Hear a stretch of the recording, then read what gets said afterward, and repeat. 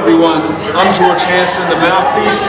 I'm here at Temple's McGonigal Hall with super bantamweight Alex Macho Barbosa, who will be featured on the December 8th NBC Sports Network boxing card promoted by Pulse Boxing Promotion, main events in BAM Boxing.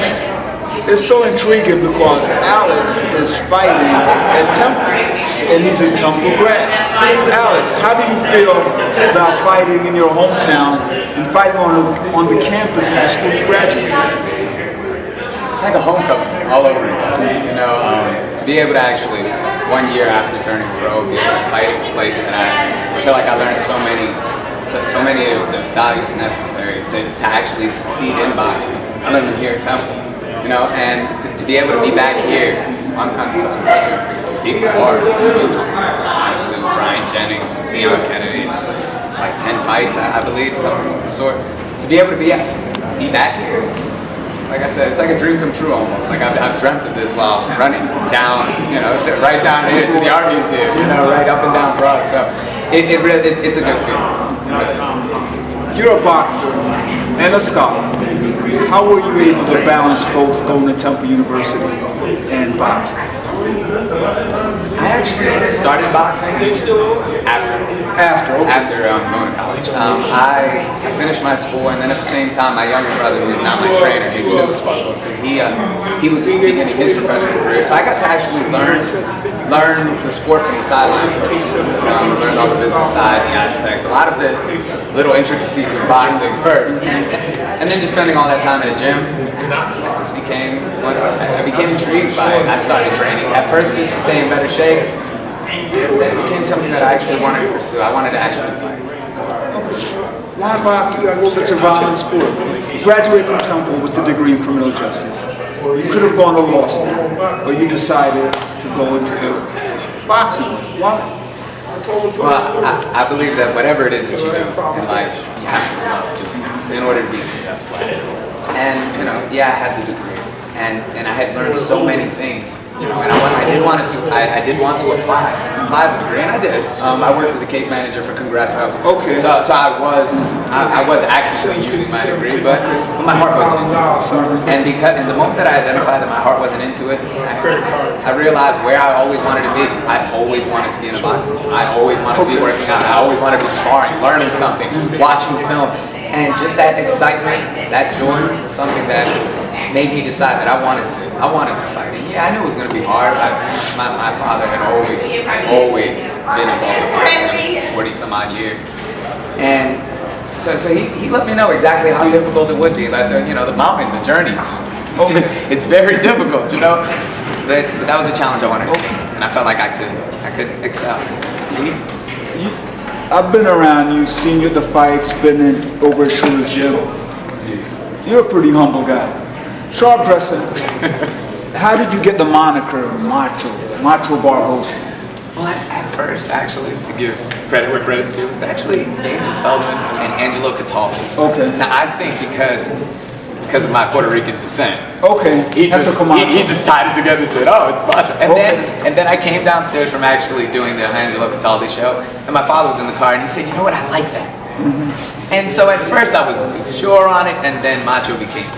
Okay. And it became a personality that I embody in the ring. That I try to just give off that confidence, that certain yeah, I work hard, you know what, and because I work hard, I feel like I should be able to lead people. I should be able to take care of business, and winning is by far the most important thing to me. So I put two and two together, and I ran with it. Macho works. It's who I am. It's personal. You're coming back here. You are undefeated. You're 4-0. You're fighting on Temple's campus. You have all the hometown fans here. What type of pressure is on you to perform on December 8th? I treat every fight like it's my championship fight, you know, and I know that's a common, you know, it's a common analogy used in boxing. I just let the results speak for themselves, though. You know, like I'm learning. I'm a work in progress. And the same way that I went to the institution for 4 years and went from a boy to a man, in the boxing, I'm developing from, you know, hopefully a prospect to a contender contender to a champion, and that's the progression that I naturally see here. So I mean, there's pressure every fight. Every fight you have to respect could be your last in this sport. You know, in my profession right now, there is no tomorrow, and I appreciate every moment that I get. You know, and I look forward to December 8th being another step in the right direction, another step that we learn, we put it together, and we end up winning. Above all, we win. Boxing, when I was boxing, I wanted to be Tommy Hearns, Sugar Ray Leonard, Marvin Hagler, Wilfredo Benitez, all rolled into one. Who is the person you most admire and you try to emulate in boxing? When you really break it down, and I'm sure someone with as much knowledge as you just get, you know, understands that there's so many different facets to the sport. There's a conditioning aspect, there's the actual fighting aspect. You know, I would like to take different elements from different fighters. Like for instance, I love the fact that Rocky Marciano used to run 15 miles. Okay, and that's very intriguing to me. You know, but I like to fight like him. No. You know, but Ron Jensen runs 10 miles every morning. Exactly. You know, and so you take different elements from different fighters and you put together who you are. Stylistically, exactly. I look to borrow Camacho's speed, maybe surpass it a little bit. Okay. You know, but the fight game is all about adjusting. And that's the one thing that Floyd Mayweather constantly talks about is adjusting. And so regardless of what the opposition comes out, whether they want to bum rush me or try to box me, I have to be able to adjust. So, you know, I watch the sport, I see what works for some people. I may try it in the gym sparring. I may not. You know, and the idea is to just keep fitting the pieces to the puzzle until you get that complete everything, that complete fighter, exactly who you want to be. And I'm still in the process of putting that all together. I know exactly who I am as a fighter. I'm a boxer puncher. I'm gonna try to. I'm gonna win above all, but I'm gonna try to hit. Just swim without getting wet, as Brother Nassim Richardson always says. You know, and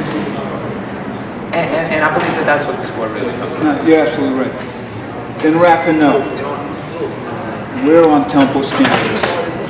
You are a Temple graduate.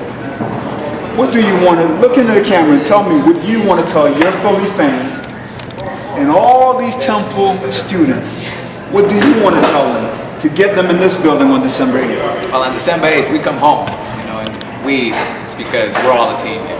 Every last one of you that supports me, y'all on my team, you know, so we're coming home. We're coming to the place that I learned how to become a man, basically. I learned so many lessons here. You know, there's nothing like that Temple pride. I mean, I remember being at the Liacouras Center cheering for our basketball team with Cheney here. You know, there's nothing like the excitement that being at Temple with the Temple student body, with all of North Philadelphia can provide. It's a feeling that honestly you just have to be there to experience. And I hope that you are there. You know, it's going to be a packed card. I look forward to putting on a hell of a show, as I'm sure all the Philly fighters do. And we're going to take care of business, you know, all of us, the entire team, all the Team Barbosa, you know. Thank you. Fans, Temple students, Philadelphia natives, boxing aficionados, you heard it from Alex Macho Barbosa, who will be fighting here at Temple McGonigal Hall on December 8th, NBC Sports Network. You don't want to miss it. He's an exciting fighter. He punches, he can do it all, and he's very eloquent. My only problem with Macho Barbosa is that he's always trying to outdress me. So come December 8th, this is George Hansen, the Mouthpiece, wrapping up. You want to come out to this show featuring Brian Bye-Bye Jennings and Alex Macho Barbosa on the undercard. Thank you very much, Alex. Thank you. I look forward. Continued success.